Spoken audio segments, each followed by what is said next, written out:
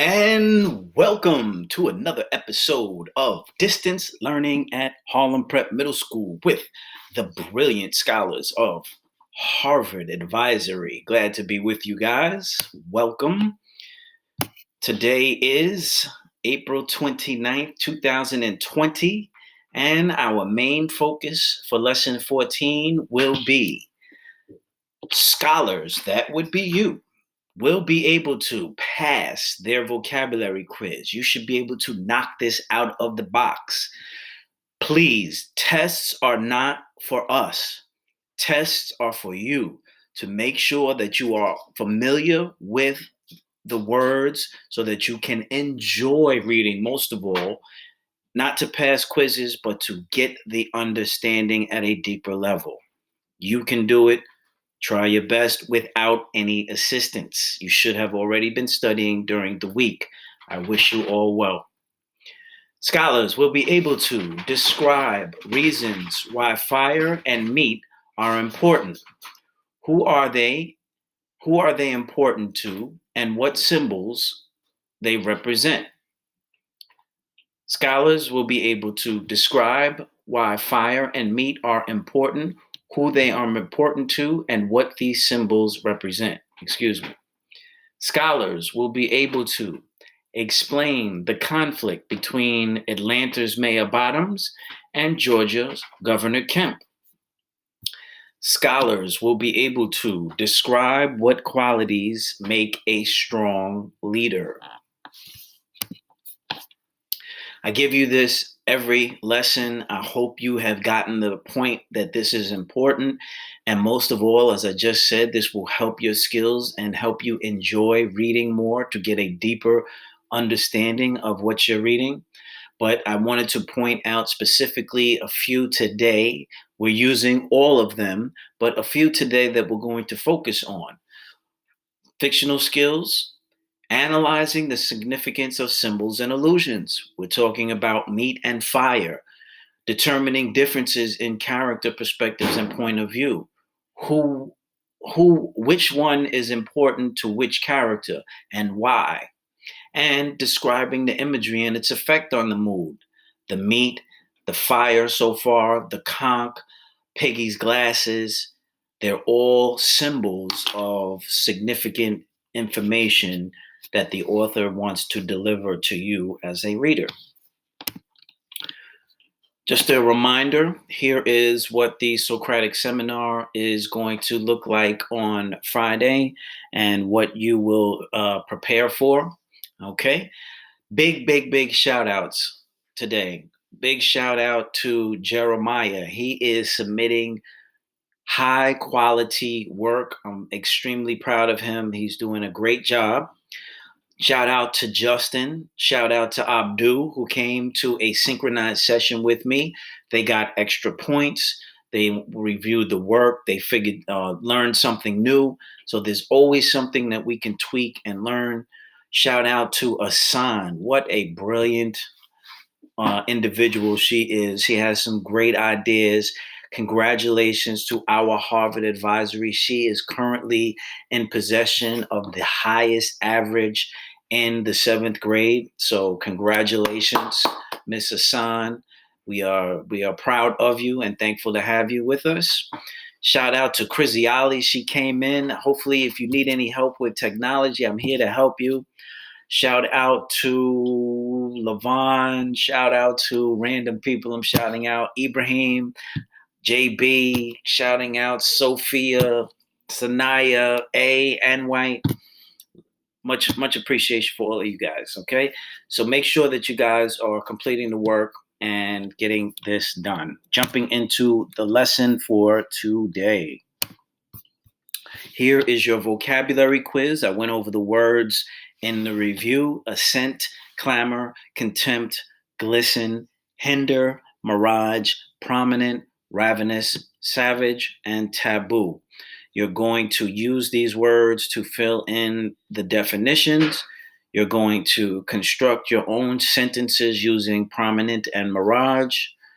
You're using this word bank to fill in the blanks to complete these sentences and paragraphs.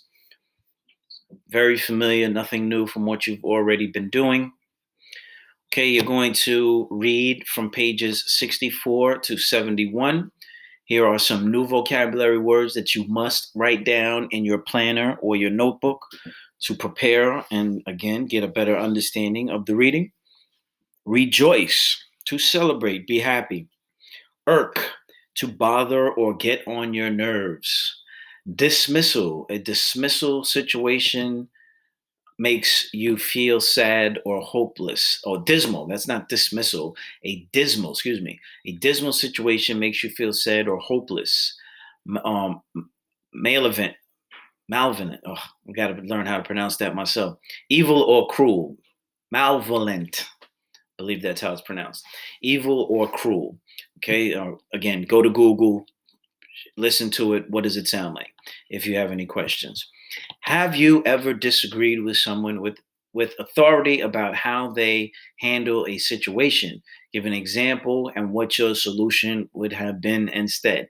You guys have parents, people that are adults in your family, teachers, administrators. Those are your closest references to people in authority, coaches, maybe mentors. What have you disagreed with, and how would you go about coming up with a different solution? Very interested in hearing your answers. I know you guys have some brilliant answers. Continue to do a great job. What disagreements are developing between the boys? Okay, the conflict. Most stories are some conflict. There's some main idea. What is the conflict that the boys are going through at this point in our novel? Okay, you're going to answer these questions, of course, on your own. So today we're reading from 64 to 75. I'll have a second video going over a couple of pages of the book. After reading in the chart below, you're going to brainstorm reasons why these items are important. Additionally, in the chart, include who they are important to and what they might represent. Meat on the one hand, fire on the other. What do they mean? What do they represent? And who are they important to? What would you tell either Jack or Ralph, explaining to them why they should rethink their position about the fire or the meat? Include arguments and details from the text. So you're going to pick a perspective. One wants meat, one wants fire. If you disagreed with one or the other, explain what you would recommend to the other as your leadership. What would you recommend to one or the other? And here's a very popular theme in the news right now. We're in the middle of a pandemic, and it's there's conflict from different parts of the country, even within government. Here we have the state of Georgia, where the governor issued a go outside order or reopening some pretty close businesses that really don't even allow for 6 feet and what we've been taught to, or at least told to respect.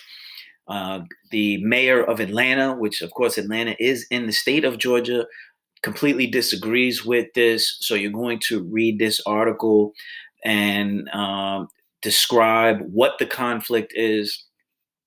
Okay, what decision did Governor Kemp make? What is the conflict that Mayor Bottoms is having with the governor? How is this conflict similar or different from the conflict the leaders of the island are experiencing based on what each of their values are? Okay, so again, the timing of this book is right on time. So you're comparing conflicts of the book, and right now they're all very relevant. You're getting ideas and examples of what leaders do, what conflicts are, can it be resolved? So we'll see. Preparation for the Socratic seminar. What qualities make a strong leader or a parent?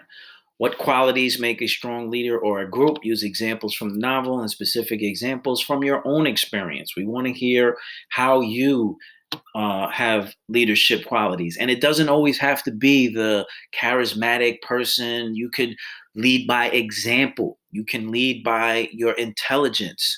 What I want you to do. It's sometime within this lesson. You're going to make a statement as to what decision you would make for this state. Or should we open up?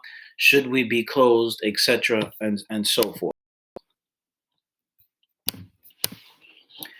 I was having a great conversation with Asan, and what I was telling her to do, I was taking notes as she was giving me ideas as to how we can implement the return to school, hopefully in September, what we should do to get businesses back up and running to support our economy. So as I just mentioned, leadership doesn't always have to have a particular body type or charismatic nature. Leadership can come in many different forms. And what you can do right now, write letters. What do you think the opportunity is and what the procedures and guidelines should be for businesses opening up?